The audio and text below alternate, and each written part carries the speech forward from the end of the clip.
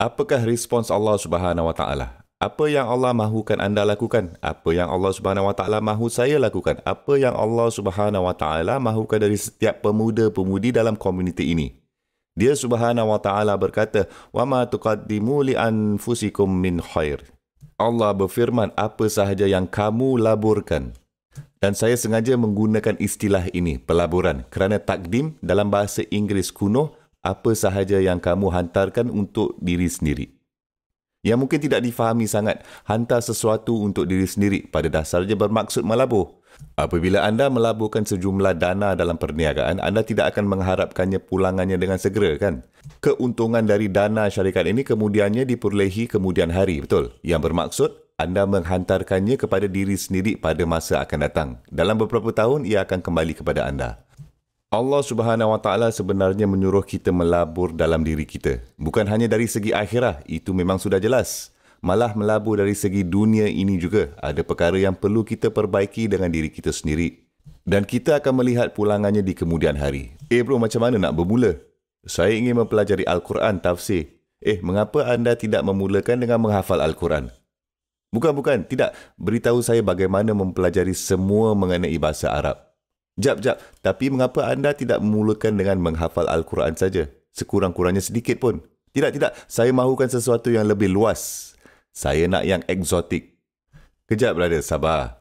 Anda mesti melaburkan dalam diri anda. Anda harus meluangkan masa untuk diri sendiri. Dan apabila anda melakukannya, Allah Subhanahu Wa Taala berfirman, li anfusikum min khair. Min kat sini bermaksud tanawwu'. Istilah ini digunakan untuk apa-apa baik pun. Jangan memandang rendah perkara baik yang dilakukan oleh orang dalam masyarakat. Dan juga jangan memandang rendah kebaikan yang anda mampu. Dan ini adalah rahmah yang besar dari Allah Subhanahu Wa Taala kerana kebaikan yang anda mampu, saya tidak boleh buat. Dan kebaikan yang saya mampu lakukan, kamu pula tak boleh buat. Semua peluang yang Allah Subhanahu Wa Taala berikan kepada anda, dia tidak memberikannya kepada saya.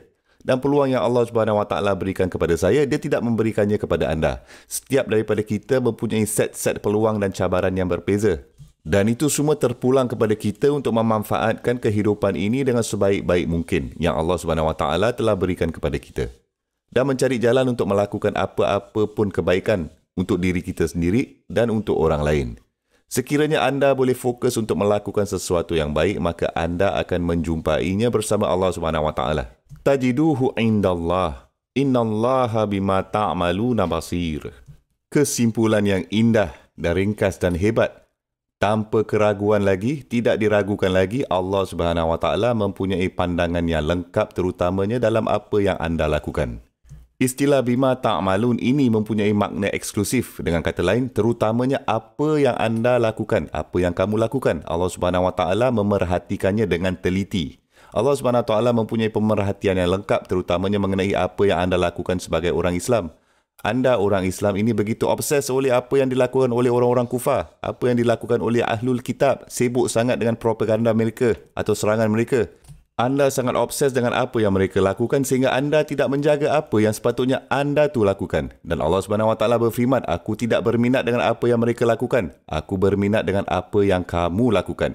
Innallaha bima ta'maluna basir. Tidak diragu-ragukan lagi, tanpa keraguan Allah Subhanahu Wa Taala mempunyai pemerhatian yang lengkap tentang apa yang kamu lakukan. Subhanallah.